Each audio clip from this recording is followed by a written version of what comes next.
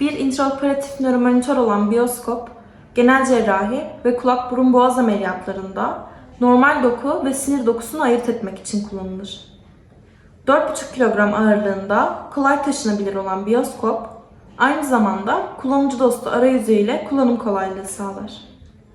Standart bir biyoskop kutusu, 1 adet adaptör ve güç kablosu, 1 adet stimülatör kablosu, 1 adet Nörobox, 1 adet USB ve 1 adet biyoskop çantası içermektedir. Cihazın sol tarafında 1 adet adaptör girişi ve açma kapama düğmesi yer alır. Ön panelinde ise stimülatör girişi ve USB girişi, cihaz ayarlarını yapabilmek için ise 1 adet seçim düğmesi bulunmaktadır. Cihazı açmak için açma kapama tuşuna basılması yeterlidir. Diagnoz ekranında hasta bilgisi ve vaka seçimi gibi bilgilere ulaşılabilir. Logs yani kayıtlar ekranından operasyon esnasında cihaz tarafından alınan kayıtlara erişilebilir. Teknik servis ekranından cihazın kalibrasyon ve diğer ayarları yapılır. Bilgi ekranından cihazın bağlantı şemalarına erişilebilir. Cihaz kapama butonundan ekran üzerinden kapatılır. Monopolar stimülasyon probu, cihazdan hastaya akım gönderilmesini sağlayan tek uçlu proptur. Bipolar stimülasyon probu, cihazdan hastaya akım gönderilmesini sağlayan iki uçlu ve iki kablolu proptur. Twisted ve single iğne elektrotlar, hastadan sinyali cihaza aktarmaya sağlayan iğne elektrotlardır. Single elektrot, hastanın topraklanmasını sağlar. EMG tüp, üzerinde tel veya baskılı elektrot bulunan tiroid ve paratiroid ameliyatlarında hastanın trakeasından sinyalleri toplayıp cihaza iletmeye yarayan endotrakeal tüptür. Ameliyata başlarken diagnoz ekranına girilir. Hasta parametreleri, hastane ismi, doktor ismi girilir ve operasyon türünü seçmek için operasyon butonuna tıklanır. Yapılacak olan vakaya göre operasyon seçilir. Farklı operasyon türlerine göre yapılması önerilen Nörobox ve sarf bağlantı şemaları ekrana gelir.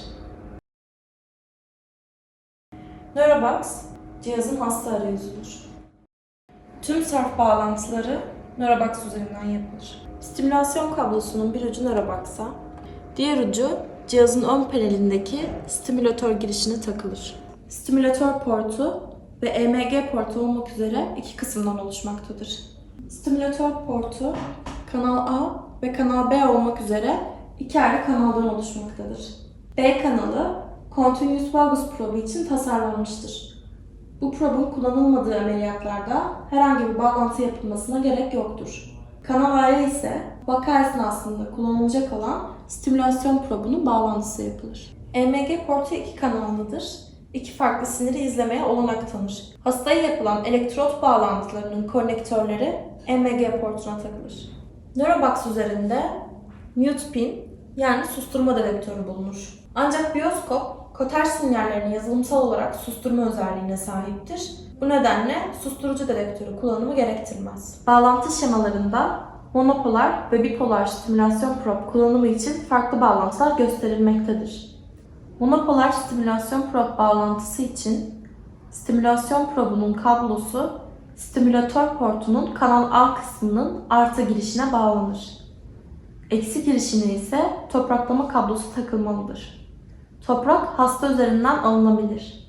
Eğer monopolar prob kullanırken topraklama yapılmazsa cihazın çalışması olumsuz etkilenir. Bu vakada iki kanallı EMG endotrakeal tüp kullanılacaktır. EMG tüpün kırmızı kabloları EMG portundaki artı girişe bağlanır. Mavi kablolar ise eksi girişlere bağlanır. Ground, toprak kısmına iki farklı iğne elektrot takılır. EMG portun toprak kabloları ortaktır. Fakat iki ayrı topraklama kablosu kullanılması sinyallerin daha temiz iletilmesini sağlar. Tek kanallı EMG endotrakeal tüp kullanımında ise kırmızı kablo EMG portun kanal A kısmındaki artı girişe, mavi kablo eksi girişe takılır. Topraklama için tek elektrot kablosunun bağlanması yeterlidir. Tek kanallı EMG tüp bağlantı şemaları için Channel 2 butonu off durumuna getirilmelidir. Next, ileri tuşuna basılır ve probe test ekranına gelinir. Bu ekranda yapılan hasta bağlantıları test edilir. Channel 1 için altındaki EMG test butonuna tıklanır. Channel 2'deki elektrotları test etmek için ise altındaki EMG test butonuna tıklanır. L1G ve L2G parametre değerleri 1000'in altında çıkmalıdır. Değerler 1000'in altında çıkarsa bağlantılar doğru yapılmış demektir. 1000 ila 3000 arasındaki değerlerde yapılan bağlantının tekrar kontrol edilmesi önerilir. 3000 üstü değerlerde elektrotlar izlenmek istenen kas dokusuna tam olarak yerleştirilmediğinden bağlantı kesinlikle tekrar yapılmalıdır. Confirm butonuna basılarak değişiklikler onaylanır ve Next butonuna basılıp ameliyat ekranı açılır.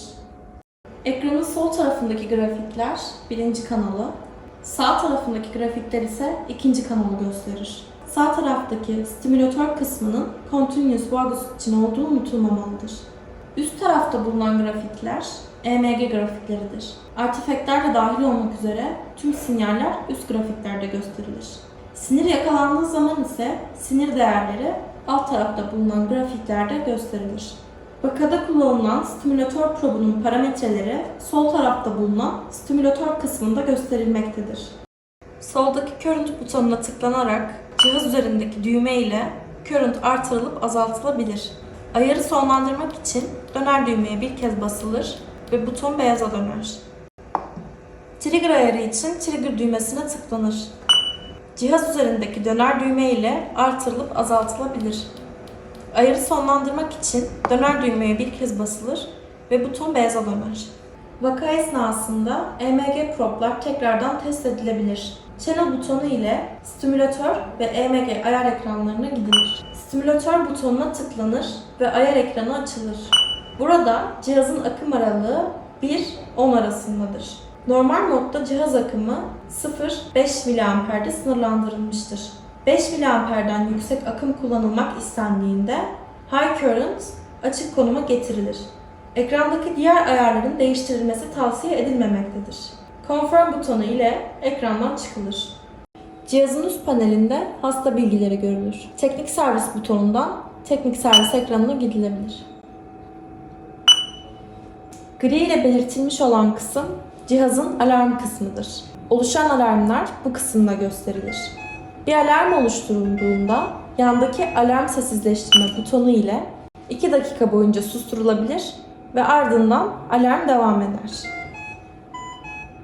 Operation Time kısmında operasyonun zamanı takip edilebilir. En sağ kısımda ise tarih, saat ve batarya kontrol edilebilir. Sinir ve doku sesi ayrımını yapabilmek için en kısa yöntemlerden biri Neurobox üzerindeki test pointlerdir. Neurobox'a bir adet probe bağlanır. Doku sesini duyabilmek için trigger ayarı 100'e getirilir. Probe'un ucu test point'e dokundurulur. Duyulan ses doku sesidir. Sinir sesini duymak için trigger ayarı en düşük seviyeye getirilir. Probe'un ucu test point'e dokundurulur. Duyulan ses sinir sesidir. Yakalanan sinir değerleri kayıt altına alınmak istenirse sinir ismi ve sinir yeri seçilir. Ardından Save butonuna tıklanır. İkinci kanalda yakalanan sinir değerlerinin kayıt edilmesi için ise ekranın sağ tarafında bulunan Save butonuna tıklanır. Cihazın hafızası 200 kayıttır. Memory kısmında cihazda kaç adet kayıt olduğu gösterilmektedir. Stop butonu ile operasyon sonlandırılır. Sonlandırılırken özet, summary ekranı açılır. Hasta, doktor ve hastane bilgileri, operasyonun başladığı saat, tarih ve toplam operasyon süresi burada gösterilir. Bu ekranda bulunan arşiv butonundan direkt olarak log yani kayıt ekranına geçilebilir. Kaydedilmiş olan sinir değerleri burada teker teker gösterilmektedir. Operasyon bilgisi, sinir ismi, stimülatör değerleri ve EMG değerleri üst panelde yer almaktadır. Yakalanan sinirin grafiği bu ekranda görülebilir. Operasyon tarihi, saati ve sinirin yakalandığı operasyon dakikası sağ kısımda gösterilmektedir. Bu sinir kaydı cihaza bağlanabilen USB ile alınabilir. USB cihazı USB portuna takılır.